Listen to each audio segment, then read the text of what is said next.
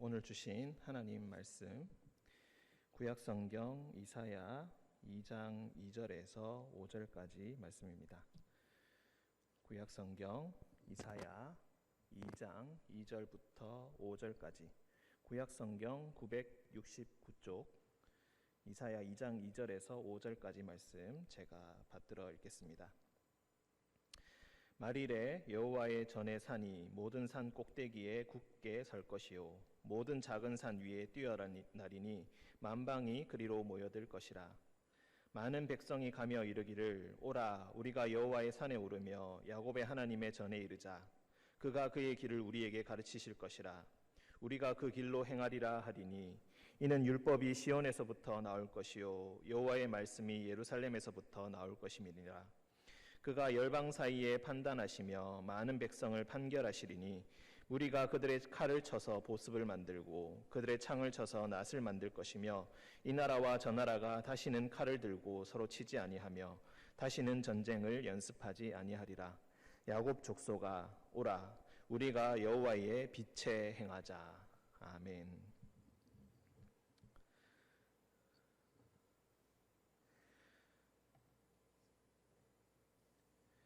네, 온라인으로 이렇게 다시가 아니라 처음으로 이제 예배를 드리게 되었습니다.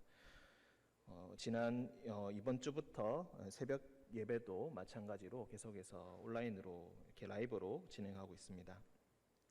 온라인으로 예배를 드리고 설교를 하고 찬양을 하는 것이 아직은 참 익숙하지 않은 일입니다. 지금 제 앞에 카메라가 있고 카메라를 보면서 해야 되는데 사람과 눈을 맞추지 않고 카메라와 눈을 맞춘다는 것이 아직은 저에게는 너무나 어색한 일인 것 같습니다. 지난주 주일이죠. 그 주일날 온라인 예배를 위해서 방송 장비를 세팅을 하고 여러 가지 설명을 들었습니다. 지금 저희 교회 방송 장비가 엄청 좋은 편은 아니라서 이것저것 계속해서 보충해서 설치하고 그리고 또 보완을 하고 있습니다만 저 역시도 그렇고 우리 모두가 방송 장비를 다루는 것이 익숙하지 않은 일이기 때문에 아직은 부족함이 많을 줄 압니다. 지금 제가 설교 바로 전에 보니까 지금 시청하시고 있는 분들이 9분이더라고요. 그래서 아마 여기 들어와 계신 분들 지금 저도 마찬가지고 아마 몇 분 빼면은 실제로 예배를 함께 드리고 있는 분은 얼마 되지 않는 걸로 알고 있습니다. 그런데 이 예배를 드리기 위해서 방송 장비를 세팅을 하고 그리고 어떻게 하면 된다, 이렇게 하면 된다, 저렇게 하면 된다 이렇게 설명을 해주셨습니다. 지난 주일날 박지원 집사님과 최승진 집사님이 교회에서 오랫동안 아주 수고를 많이 해주셨습니다. 세팅을 하고 새로운 장비를 다시 세팅을 하고 카메라 구도를 잡고 그리고 방송 장비와 연결하는 그 아주 오랜 시간에 걸쳐서 그렇게 해주셨는데 그 세팅을 하시고 난 다음에 저희에게 이제 설명을 해주셨습니다. 이렇게 다루면 되고 저렇게 다루면 되고 이렇게 설명을 열심히 해주셨는데 제가 워낙 기계치다 보니까 설명을 들어도 반만 알 것 같고 반은 무슨 말인지 전혀 사실 잘 알아듣지를 못했습니다. 일단은 이렇게 하면 된다는 아주 단순한 것들만 배웠고 복잡한 것은 전혀 이해를 하지 못하기 때문에 아주 단순한 것만 배웠습니다. 이렇게 우리는 모두 다 한국말을 하고 있는데도 불구하고 서로가 서로의 말을 이해한다는 것이 참으로 쉽지 않은 것 같습니다. 제가 기계치다 보니까 기계에 대한 설명을 아무리 듣는다 하더라도 이해하는데 다른 사람보다 오랜 시간이 걸리듯이 우리가 서로가 서로에게 한국말로 똑같이 소통을 하는데도 불구하고 잘 알아듣지 못하고 성경도 한국어로 잘 번역되어 있음에도 불구하고 성경을 읽어도 거의 이해가 되지 않는 그런 일들이 종종 일어나곤 하는 것 같습니다. 예전에 저희 집에 외국인 한 명이 독일 사람이었는데 독일 사람이 한 명 와서 약 일주일 정도 저희 집에서 머물렀던 적이 있습니다. 그때 이 독일 분과 어떻게 소통을 할까 참 걱정이 많았는데 그래서 어쩌면 좋을까, 독일어도 잘 못하고 영어도 잘 못해서 이게 가능할까라고 그렇게 생각을 했었는데 생각보다 의외로 소통하는 것이 그렇게 어렵지는 않았습니다. 물론 깊이 있는 대화는 전혀 하지 못했지만 아주 일상적인 대화는 그야말로 손짓과 발짓으로 그리고 어설픈 영어로 서로 소통하면서 기본적인 문제를 해결하는 데는 전혀 어려움이 없었던 그런 일들이 생각이 났고 그 시절이 참 신기하다는 그런 생각을 했던 것 같습니다. 사람과 사람이 의사소통을 한다는 것은 어떤 것일까요? 사람과 사람이 서로가 말을 한다는 것, 그리고 서로가 듣는다는 것이 어떤 일일까요? 이것은 생각보다 참으로 어려운 일인 것 같습니다. 우리는 가정에서나 사회에서나 종종 갈등이 일어나곤 하는데 이 갈등의 원인은 의사소통이 잘 되지 않기 때문입니다. 분명 똑같이 한국말을 쓰고 있고 분명히 나는 A에 대해서 이야기했는데 시간이 지나서 되돌아보면은 그 사람이 A가 아니라 B로 이해하고 있는 경우가 아주 다반사인 것입니다. 그리고 가족 간에도 워낙 서로를 잘 알고 있다고 생각하고 제대로 말하지 않고 서로 아주 단순하게 그리고 아주 많은 것을 말하지 않고 단순한 표현으로 짧은 말로 서로를 소통하다 보니까 서로에 대한 오해와 미움이 쌓여서 싸움으로 번지는 일도 우리가 종종 경험하고는 하는 것입니다. 의사소통이라는 것은 그리고 특히나 남의 말을 잘 듣는다는 것은 참으로 힘든 일인 것 같습니다. 왜 사람의 말을 서로가 이해하는 게 참 쉽지 않은 일일까요? 여러 가지 이유가 있겠지만 특히나 저 같은 경우에는 그 원인 중에 하나로 자기의 생각이라고 생각을 합니다. 자기의 생각이 아주 확고한 사람들, 그리고 자기의 주관이 아주 뚜렷한 사람들은 종종 다른 사람들의 말을 잘 받아들이지 못하고 잘 이해하지 못합니다. 정말로 다른 사람의 낯선 말을 우리가 들어야 할 때가 있습니다. 특히나 성경에서 말씀하시는 말씀을 우리가 들을 때에 이 말씀이 무엇일까? 도대체 어떤 맥락에서 어떤 이유로 이런 말씀을 해주셨던 걸까? 진지하게 숙고하는 시간을 가져야지 사실 남의 말을 잘 이해할 수 있는 것인데 우리는 종종 그런 생각을 가지지 않고 빨리빨리 판단해버리고 무시해버리고 그리고 잊어버립니다.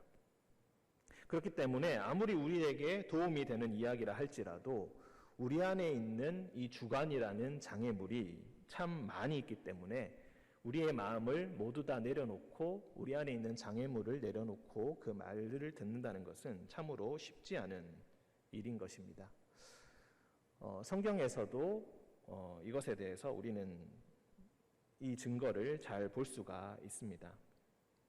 흔히 구약의 역사는 불순종의 역사라고도 우리가 볼 수가 있겠습니다. 우리 오늘 말씀은 이사야 1장과 2장, 특히 지금은 이사야 2장 2절부터 5절까지를 읽었는데 이사야 1장과 2장을 중심으로 해서 이 말씀을 하나님의 말씀을 숙고해 보고자 합니다. 먼저 앞에 잠깐 넘겨보시면 1장 2절과 3절이 있습니다. 1장 2절에 보시면은 하늘이여 들으라 땅이여 귀를 기울이라 여호와께서 말씀하시기를 내가 자식을 양육하였거늘 그들이 나를 거역하였도다. 소는 그 임자를 알고 나귀는 그 주인의 구유를 알건만은 이스라엘은 알지 못하고 나의 백성은 깨닫지 못하는도다 하셨도다. 여호와께서 자기의 자녀된 이스라엘 백성들을 지금 쉽게 이야기하자면 고소하고 있는 것입니다. 하늘이여 들으라 땅이여 귀를 기울이라 라는 이 말은 법정에 나가서 증인을 세워야 하는데 하나님께서는 사람을 증인으로 세우시지 않고 하늘과 땅을 불러서 자기의 증인으로 이렇게 세우신다는 것입니다. 우리가 율법에도 읽어보시면 아시겠지만 두세 증인이 있어야지 그 말을 확증할 수 있다라는 말이 있습니다. 오늘날처럼 우리가 녹음기가 있는 것도 아니고 비디오 장비가 있는 것도 아니기 때문에 다른 사람의 보증, 그 말을 했다는 그런 보증이 있어야지 그 말이 확실히 그 말을 한 것으로 법정에서 인정을 받을 수 있는 것입니다. 그래서 여기서 두 명을 부르는데 그 두 명이 바로 하늘과 땅입니다. 하늘과 땅을 불러서 자기의 자녀, 내가 자녀를 양육하였는데 그 자녀들이 나를 거역하였다. 소도 그 주인을 알고 나귀도 자기의 주인을 아는데 이스라엘은 알지 못하였고 깨닫지 못하였다. 부모 자식 간인데 서로 소통이 너무 안 되고 있는 것입니다. 부모가 아버지께서 무슨 말씀을 하시는지 자녀가 전혀 듣지 않았다는 것입니다. 오랜 역사 동안 왕을 통하여서 선지자를 통하여서 제사장을 통하여서 율법을 통하여서 그렇게 말씀하셨는데도 끝끝내 백성은 자기의 자녀된 그 백성이 나의 말을 듣지 않았다. 나의 뜻이 무엇인지 전혀 짐작조차 하지 못하였다라는 것입니다. 얼마나 그 상황이 형편없었으면, 그 이스라엘이 얼마나 형편없는 짓을 했으면 하나님께서 이렇게까지 말씀을 하실까요? 4절에 보시면은 슬프다 범죄한 나라요 허물진 백성요 행악의 종자요 행위가 부패한 자식이로다. 그들이 여호와를 버리며 이스라엘의 거룩한 일을 만홀히 여겨 멀리하고 물러갔도다. 여호와께 부모된 우리의 아버지 되는 여호와께 아주 우습게 여기고 만홀히 여기고 그를 버렸다. 그의 말을 하나도 듣지 아니하였다. 그래서 그 결과로 이스라엘이 자녀가 지금 매를 맞게 되었습니다. 너희가 어찌하여 매를 더 맞으려고 패역을 거듭하느냐. 매를 더 맞으려고, 그러니까 지금 이미 매를 많이 맞았다는 뜻입니다. 그런데 매를 그렇게 많이 맞고서도 또 계속해서 무엇인가 패역을 거듭하고 있다. 온머리는 병들었고 온 마음은 피곤하였으며 발바닥부터 머리까지 성한 곳이 하나도 없다. 맞은 흔적밖에 없다. 그래서 치료할 시간도 없이 지금 계속해서 엄청나게 많이 맞았다는 것입니다. 7절 너희의 땅은 황폐하였고 성읍들은 불에 탔고 토지는 이방인에게 뺏겼고 이방인에게 파괴된 같이 황폐하였다. 지금 나라가 침략을 당하여서 온 땅이 황폐하게 되었다. 그래서 8절 딸 시온은 포도원의 망대같이 참외밭의 원두막같이 에워싸인 성읍같이 겨우 남았도다. 이 말씀에서, 이 8절의 말씀에서 이스라엘의 상황을 우리가 짐작해 볼 수가 있습니다. 9절까지 우리가 함께 보면 더 이해가 쉽겠습니다. 만군의 여호와께서 우리를 위하여 생존자를 조금 남겨두지 아니하셨다면 우리가 소돔 같고 고모라 같았으리로다. 지금 여호와께서 이스라엘 백성들을 구해주셨습니다. 구해주셨는데 아주 조금 남겨두시고 구해주셨다는 것입니다. 이마저도 없었다면은 우리가 옛날에 소돔과 고모라가 불과 유황의 비로 완전히 멸망했던 것처럼 딱 그 꼴이 날 뻔했다. 그런데 여호와께서 우리를 위하여 생존자를 조금 남겨주셨다라는 것입니다. 그런데 8절에 딸 시온이 포도원의 망대같이 되었다. 자, 포도원에 원두막이 하나 있습니다. 그 원두막에서, 그 망대 약간 높은 원두막에서 이렇게 포도원을 감시하고 있는데 시간이 지나서 둘러보니까 그 포도원, 넓은 포도원에서 그 망대를 제외하고는 전부 다 적에게 빼앗기고 황폐하게 되었다는 것입니다. 즉 고립무원의 상황이 되었고 딱 그 포도원의 망대만큼만 그 영토가 남게 되었다. 그 꼴이, 그 모습이 참외밭의 원두막같이 되었고 에워싸인 성읍같이 되었다. 여기서 우리가 짐작해 볼 수 있는 것은 히스기야 시대 때 아수르의 군대가 쳐들어와서 온 땅을 다 정복하고 예루살렘만 남겨두었던 그 상황을 우리가 생각해 볼 수 있습니다. 36장에서 39장에, 이사야 36장에서 39장의 말씀을 보시면은 히스기야가 아수르의 침략을 받아서 예루살렘만 남고 온 땅을 다 빼앗긴 채 포위당한 채 위협을 당하는 그런 장면이 나옵니다. 다행히 이사야의 도움과 기도로 인하여서, 그리고 히스기야의 간절한 기도로 인하여서 18만 5천의 아수르의 군대가 하루아침에 격퇴당하는, 물러가게 되는 그런 놀라운 구원의 역사가 일어났던 것입니다. 그 배경을 기초로 해서 8절과 9절을 보면은 우리가 그 상황을 잘 이해할 수 있습니다. 온 나라가 침략을 당하여서 수도밖에 남지 않았습니다. 수도만 겨우 지키고 있고 그 에워싸서 바깥에 먹을 것을 가지러 갈 수도 없고 물을 뜨러 나갈 수도 없습니다. 언제 물이 떨어질지, 언제 성읍 안에 식량이 떨어질지 알지 못하는 그런 상황에서 하나님께서 그 수도를 구해주셨고 예루살렘을 구해주셨고 마침내 우리가 생존자들이 조금 남게 되었다라는 것입니다. 왜 이렇게까지 비참한 상황에 처해 있을까요? 이 상황을 우리가 4절부터 6절까지의 말씀을 통해서 다시 한번 이해할 수 있는 것입니다. 매를 맞은 상태입니다. 이미 매를 많이 맞은 상태인데 그럼에도 불구하고 여호와께서 생존자 예루살렘을 구해주셨음에도 불구하고 또다시 폐역을 계속해서 거듭하고 있다는 것입니다. 그래서 온 머리가 병들었고 온 마음은 피곤하며 발바닥부터 머리까지 성한 곳이 하나도 없다. 그야말로 나라의 형편이 그리고 안에 살고 있는 왕과 백성들의 상황이 성한 곳이 하나도 없다. 정상적으로 되고 있는 것이 단 하나도 보이지 않을 만큼 그만큼 아주 비참하고 힘든 상황이라는 것입니다.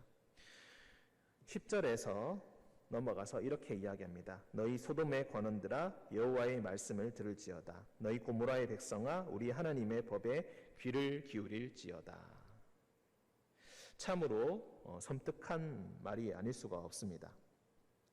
앞에서 우리가 여호와께서 우리를 구원해 주셔가지고 다행히 우리는 소돔과 고모라는 되지 않았다. 우리가 그 정도는 아니지. 우리가 예루살렘이 구원을 받았으니까 우리는 괜찮아 라고 이렇게 생각하는데 바로 다음에 여호와의 말씀을 들을지어다. 너희는 소돔의 관원들이다. 너희는 고모라의 백성들이다. 이렇게 말씀하고 있는 것입니다. 너희는 하나님의 자비를 얻어서 지금 잠깐의 구원을 얻게 되었지만 너희의 지금 행하고 있는 그 모든 상황은 소돔과 같고 고모라와 별로 다를 것이 하나도 없다. 이렇게 말씀하고 계신 것입니다. 그렇다면 하나님 앞에서 도대체 무슨 잘못을 그렇게 많이 했습니까? 11절 여호와께서 말씀하시되 너희의 무수한 재물이 내게 무엇이 유익하뇨? 나는 수량의 번제와 살찐 짐승의 기름에 배불렀고 나는 수송아지나 어린 양이나 수점서의 피를 기뻐하지 아니하노라. 하나님께 잘못을 저질렀다. 하나님께 불순종하였다. 하나님의 말씀을 만홀히 여겼다. 계속해서 이런 표현들이 반복되고 있는데 11절에는 참으로 충격적인 말입니다. 그렇다면 이스라엘 백성들이 예배나 제사를 하나님을 향한 제사에 소홀했던 것입니까? 아니요, 전혀 그렇지 않습니다. 오히려 하나님께서는 너희의 무수한 재물이 내게 무엇이 유익하겠느냐? 그만큼 재물을 많이 바쳤다는 이야기입니다. 수량의 번제와 살찐 짐승의 기름이 그야말로 성전에 넘쳤다는 것입니다. 그야말로 하나님께 드리는 예물이 줄을 끊이지 않고 그 짐승의 행렬이 끊이지 않고 들어왔다. 교회 안에 헌금이 끊이지 않고 많은 돈이 들어오게 되었고 많은 헌신이 그 성전에 있었다는 것입니다. 그런데 하나님께서는 그것을 기뻐하지 않으신다. 너희는 예배를 잘 드리고 있다고 자부하지만 너희는 소돔과 같고 고모라와 같다. 예배를 잘 드리고 있는데 왜 소돔과 같고 고모라와 같다는 이런 말씀을 들어야 합니까? 12절 너희가 내 앞에 보이러 오니 이것을 누가 너희에게 요구하였느냐? 내 마당만 밟을 뿐이니라. 왜 내게 이렇게 많은 예물을 가져오라고 누가 그렇게 이야기하였느냐? 누가 이것이 필요하다고 이야기하였느냐? 너희는 그저 내 마당만 밟고 있다. 예배당 안에 사람이 가득 넘쳐나고 온갖 예물과 헌신과 아름다운 예물들이 넘쳐나는 것처럼 보여도 마음이 담겨져 있지 않은 채 마당만 밟고 있다는 것입니다. 그 마음을 담지 않은 그 마당만 밟는 그 행위, 그것이야말로 소돔과 같고 고모라와 같은 일이다. 헛된 재물을 다시 가져오지 말라. 분향은 내가 가증히 여기는 바요. 월삭과 안식일과 대회로 모이는 것도 그러하니 성회와 아울러 악을 행하는 것을 내가 견디지 못하겠노라. 예배를 잘 드리고 있는데 뒤에서 악을 행하고 있다는 것을 내가 견디지 못하겠다. 너희가 거룩한 척하면서 아무리 예배를 마음을 담아 열심히 예배를 드린다 한다 할지라도 밖에 나가서 똑같이 악을 행하고 있다면은 내가 그것을 도저히 견디지 못한다. 너희가 만약에 그렇게 너희의 14절 내 마음이 너희의 월삭과 정한 절기를 싫어하나니 그것이 내게 무거운 짐이라. 너희가 그렇게 행동하면서 나에게 예배를 꼬박꼬박 절기를 지켜가면서 새벽 예배를 드리고 월삭 기도를 드리고 한다 할지라도 그것은 내가 내 마음에 싫어하는 것이다. 내게 그저 내 마음의 무거운 짐에 불과하다. 내가 지기에 곤비하다. 너희의 모습을, 너희의 예배를 받는 것이 참으로 피곤한 일이다. 너희가 손을 펼 때에 내가 내 눈을 너희에게서 가리고 너희가 많이 기도할지라도 내가 듣지 아니하리니 이는 너희의 손에 피가 가득함이니라. 아무리 거룩하게 손을 들고 기도하고 찬양한다 할지라도 너희의 손에 피가 잔뜩 묻어 있으니 나는 그 기도를 듣지 아니하고 내 눈을 가려서 너희의 예배를 받지 않겠다.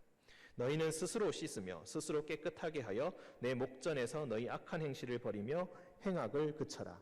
선행을 배우라. 정의를 구하라. 학대받는 자를 도와줘라. 고아를 위하여 신원하라. 과부를 위하여 변호하라 하셨느니라. 너희가 살아가는 그 세상, 하나님의 백성이라고 자부하면서 예배를 위해서 많은 것을 준비하고 많은 예물과 정성을 드리는 것도 중요하지만 그것이 중요한 것이 아니라, 그것도 물론 중요하겠지만 그것이 전부가 아니라 스스로 씻으며 스스로 깨끗하게 하는 그런 행위가 없다면, 악한 행실을 버리지 않고 주변에 힘들어하는 사람들을 도와주지 않는다면은 나는 너희의 기도를 듣지 않겠다라는 것입니다. 하나님께서 끊임없이 그렇게 선지자를 통하여서 많이 말씀하셨음에도 불구하고 끝내 백성들은 듣지 않았습니다. 아수르의 배경, 즉 히스기야 왕 때를 배경으로 이 말씀을 이해하게 된다면은 우리는 이스라엘 역사를 통해서 더 많은 것들을 배울 수가 있습니다.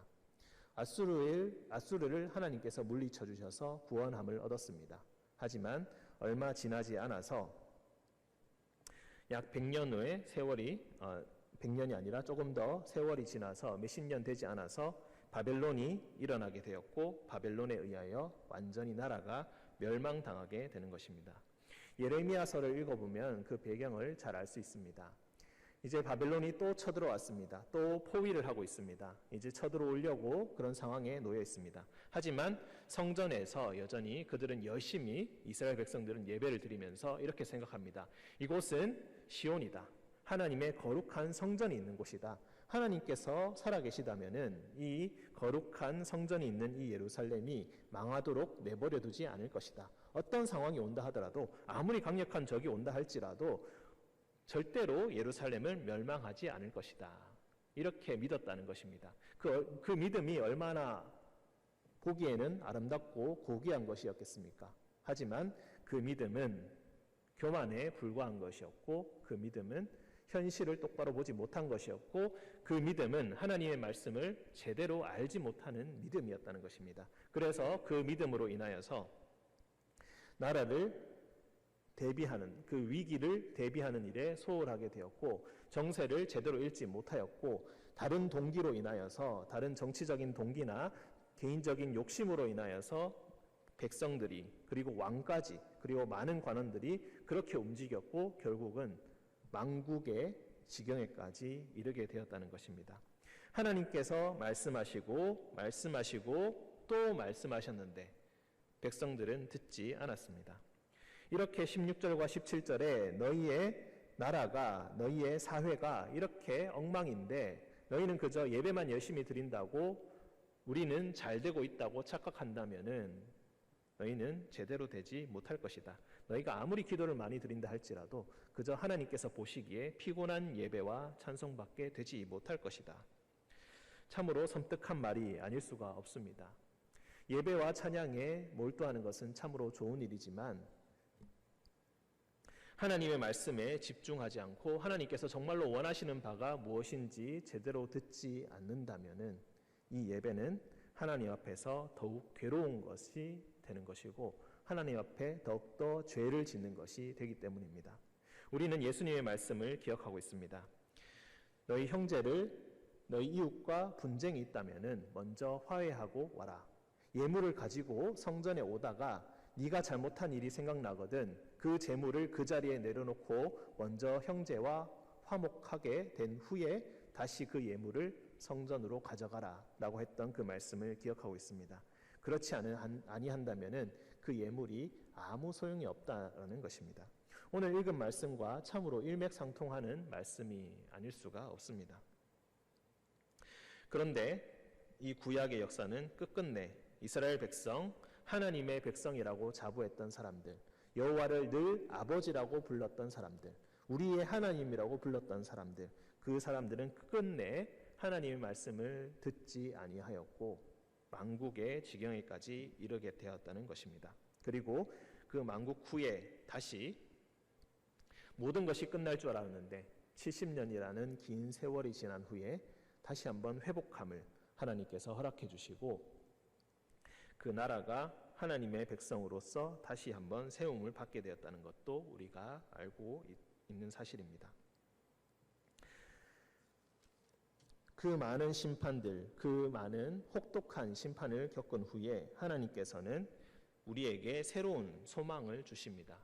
그 새로운 희망을 우리에게 보여주십니다. 그 말씀이 바로 오늘 우리가 읽었던 2장 2절부터 5절까지의 말씀입니다.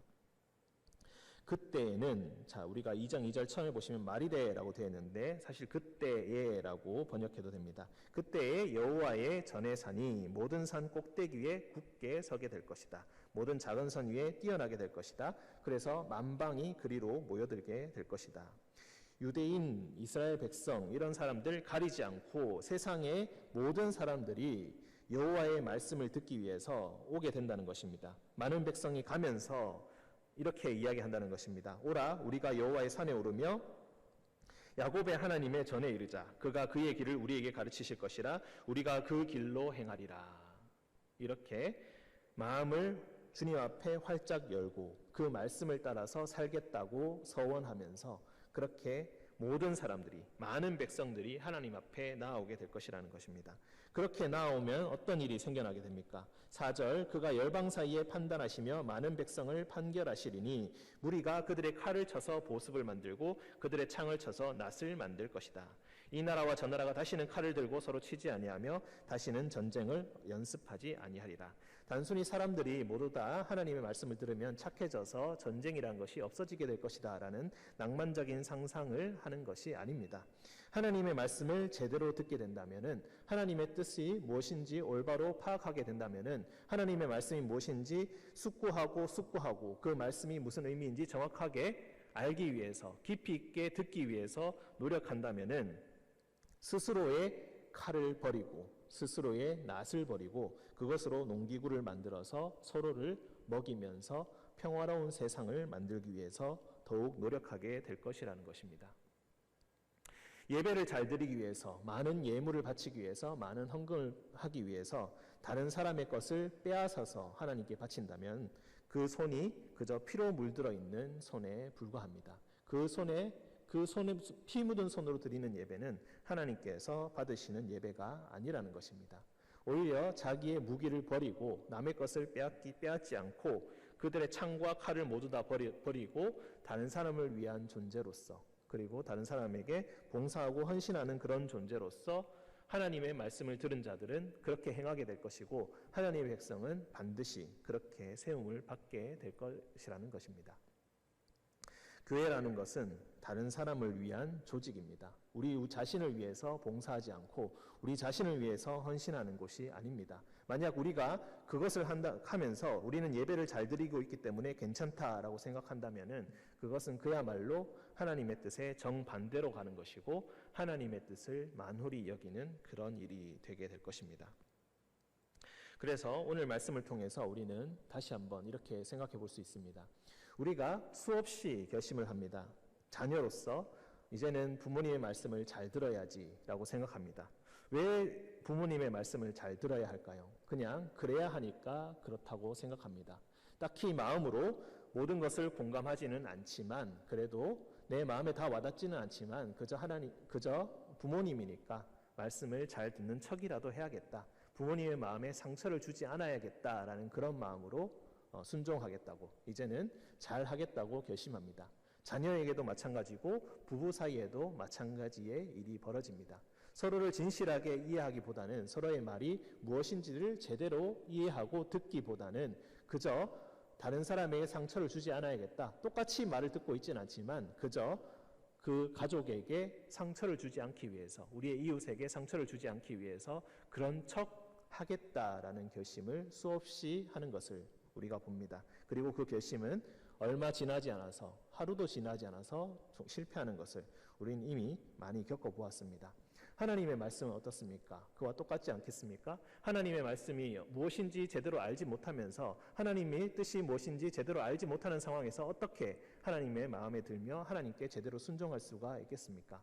우리는 하나님의 말씀에 순종하는 것을 너무나 단순하게 생각하고 단순한 도덕을 지키는 것으로, 선행을 행하는 것으로 착각할 때가 참으로 많이 있습니다. 하나님의 말씀은 그렇게 간단하지 않고, 하나님의 말씀은 단순하지 않고 아주 심오하면서도 하나님 인생을 꿰뚫는 그런 말씀입니다. 사람의 마음을 꿰뚫고 사람의 마음의 생각을 꿰뚫는 그런 말씀입니다. 그런데 우리는 하나님의 말씀을 거룩히 여긴다 하면서도 그렇게 생각하지 않고 제대로 숙고하지 않습니다. 하나님의 말씀을 보기보다는 다른 것에 집중할 때가 많고, 다른 달콤한 말, 즐거운 말, 우리에게 유익함을 주는 그런 다른 말들에 집중하면서 살아갈 때가 참으로 많이 있습니다. 우리가 진정으로 해야 할 것은 하나님의 말씀을 제대로 듣는 일입니다. 하나님의 말씀을 제대로 듣는다는 것은 우리의 마음을 열고 우리가 옳다고 생각했던 것마저도 모두 다 내려놓고 하나님께서 옳다고 하시면은 그 옳은 것을 공감하면서 하나님의 말씀, 하나님의 의도를 최대한 숙고하면서 그것을 제대로 이해해야지 우리는 하나님의 말씀에 제대로 순종할 수 있습니다. 그 말씀에 순종하기 위해서는 우리의 온 마음을 다하지 않으면은 그것은 불가능한 것이라는 것입니다. 우리가 꿈꾸는 미래, 그리고 우리의 인생의 목적을 바로 이것에 두고 오늘 하루도 그리고 이번 주도 말씀으로 이겨내시는 우리 모든 성도님들 되시기를 주님의 이름으로 간절히 축원드립니다. 함께 기도하겠습니다. 사랑과 은혜가 충만하신 주님, 하나님의 말씀, 손에 피가 묻은 채 아무리 많은 예물을 가져온다 할지라도 나는 그 예물을 기뻐하지 않는다. 나는 너희의 예배와 기도를 듣지 않는다는 그 말씀을 우리가 들었습니다. 그리고 너희가 온몸에 상한 곳이 없이 그렇게 맞으면서도 하나님의 말씀을 듣지 않고 패악한 길로 행하고 있구나라는 하나님의 탄식 소리를 우리가 아울러 들었습니다. 거룩하신 주님, 우리가 말씀을 제대로 들을 수 있도록 주님 우리의 마음을 열어주시고 우리의 연약한 마음을 보살피사 그리고 우리의 닫혀있는 귀를 여시사 주님의 거룩한 말씀을 들려주시고 그 말씀을 통하여서 진정 하나님의 뜻을 깨닫는 하나님의 성도 될 수 있도록 주님 우리를 인도하여 주옵소서. 영적인 눈으로, 영적인 빛으로 우리를 인도하여 주시고 여호와의 빛으로 우리의 아둔함을 깨우치시사 주님 말씀을 알게 하는, 주님 말씀을 듣게 하는 그런 마음을 허락하여 주옵소서. 거룩하신 예수님의 이름으로 기도합니다. 아멘.